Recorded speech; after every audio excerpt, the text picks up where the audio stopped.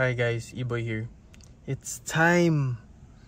Nakaka 500 kilometers na since na-rebuild yung engine natin. So tara, samahan nyo ako sa pag-change oil.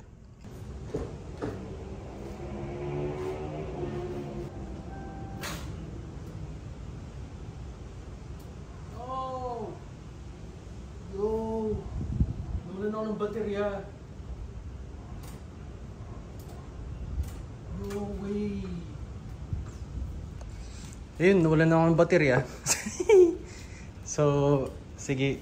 Sa sound check sana ako pero unahin ko muna tong oil change. So, ito yung kinuha kong oil. 5W40 Ravenol. Thank you, Boss Japanize. Glenn Porcala. Ayan, kasama rin yung filter. Ito sa loob yung drain plug washer. So, ayan. Change oil na tayo. Pakita ko pala muna yung engine ko.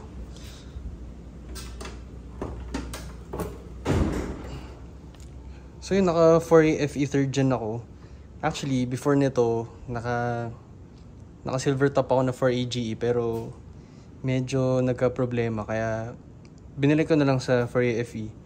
So, shoutout kay Boss John Yuroto. Sa kanya ko to nakuha. And siya na rin nag-rebuild. Then, sa wiring, thank you kay Shaggy of Autotech. If may problema kayo sa engine nyo, sa wiring nyo, kay Shaggy kayo. Grabe, sobrang selan. May mga marka pa yan, oh. Tapos ayan, oh. Damn. Medyo pricey, pero definitely worth it. Isang tip pala sa mga may balak mag-change ng engine. Pag papalit kayo ng engine, siguraduhin nyo lang na hindi na kayo mag-iiba after mapalitan. Kasi yun yung pagkakamali ko. Nung binili ko yung silver top, hindi ko pina-rebuild ng maayos. Kaya, eto, nag-change engine na naman ako. Pero, sa tingin ko, final engine ko na to. Satisfied naman ako sa pag-rebuild, sa pag-rewire. And so far, sa break-in period, wala naman ako naging issue. So, yan. Tayo na, nagpapakahirap ako. Kasya pala ako na walang jack. Hindi ko kasi mapasok yung jack stands kanina. Okay. Kasi habang nagdi-drain yung oil, storytelling muna tayo. Pero, ito yung silver top ko before. So, binili ko to kay DJM. Kay Daniel, shoutout, Daniel Mendoza, for 35,000 pesos. So imagine yun, sobrang mura. So, sobrang na-excite ako kasi ang tagal ko na gusto magka 4AGE. Ako yung bumili ng parts para sila Daniel yung mag-rebuild. Masyado akong na-excite. Hindi kompleto yung parts na binili ko. So, parang hindi maayos yung pagkakalabas ng rebuild.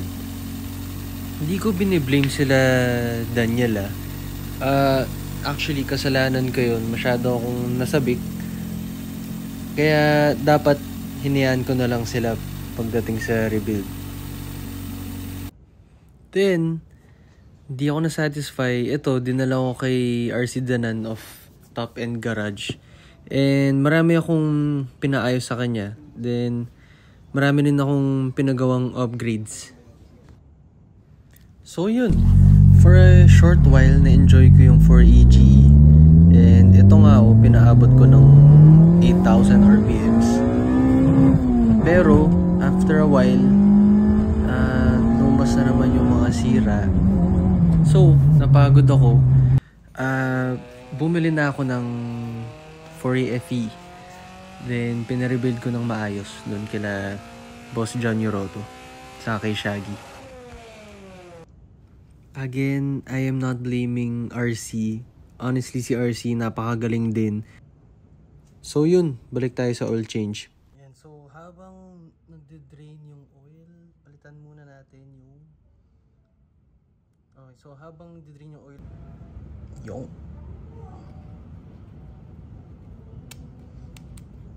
kailangan to every oil change, palitan yung washer.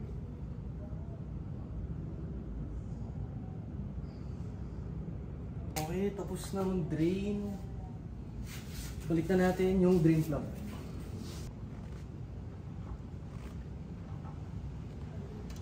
Okay, not too tight. Tingnan natin yung oil.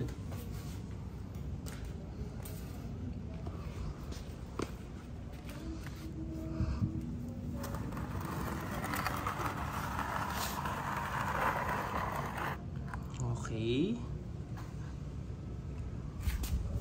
Goods naman.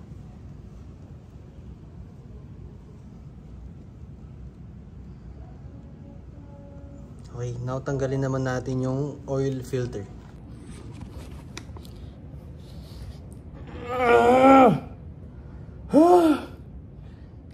Tigas ang oil filter pag kamay lang.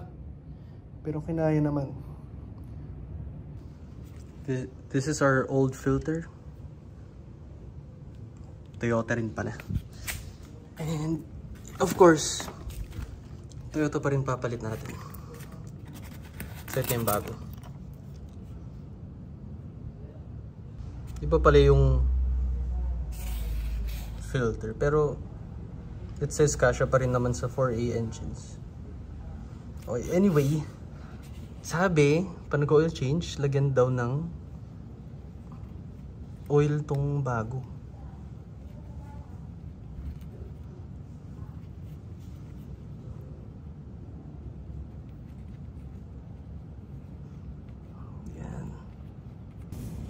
Yan yung bago nating oil filter. So, tatighten lang by hand.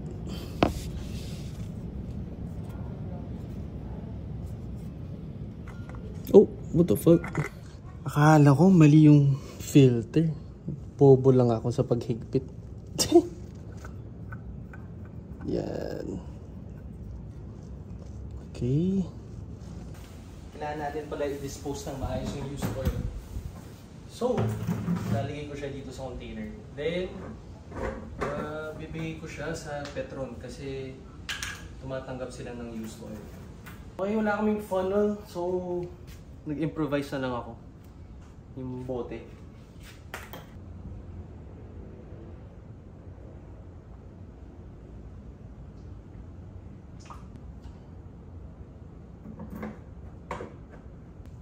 Okay, 3.5 lang lalagay natin kasi yun yung nasa manual.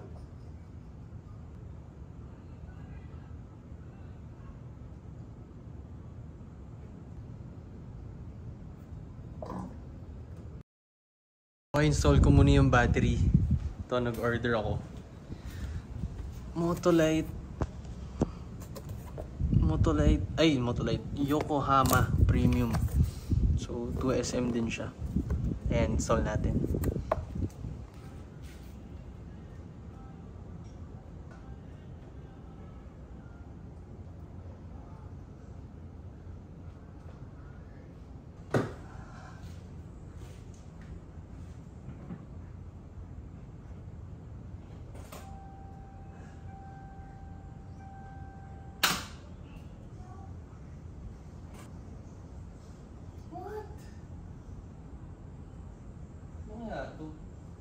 Alternator. Mukhang hindi baterya yung problema. I think it's the alternator. So, update ko kayo if maayos yung alternator if mag-start na. Yan, bigla siya nag-start.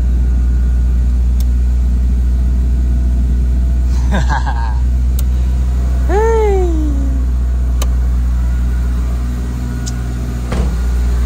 90s cars. Laging naglalambing.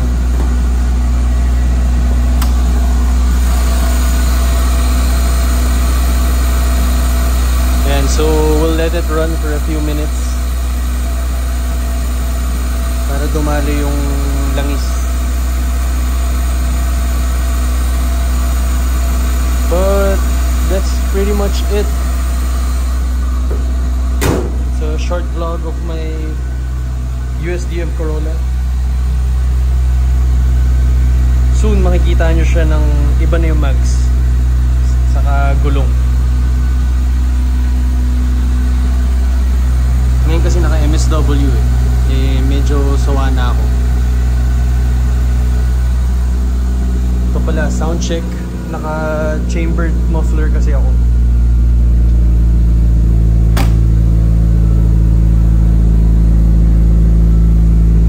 Sarap sa tenga, bassy lang. So yun, thank you guys for watching. I'll see you guys in the next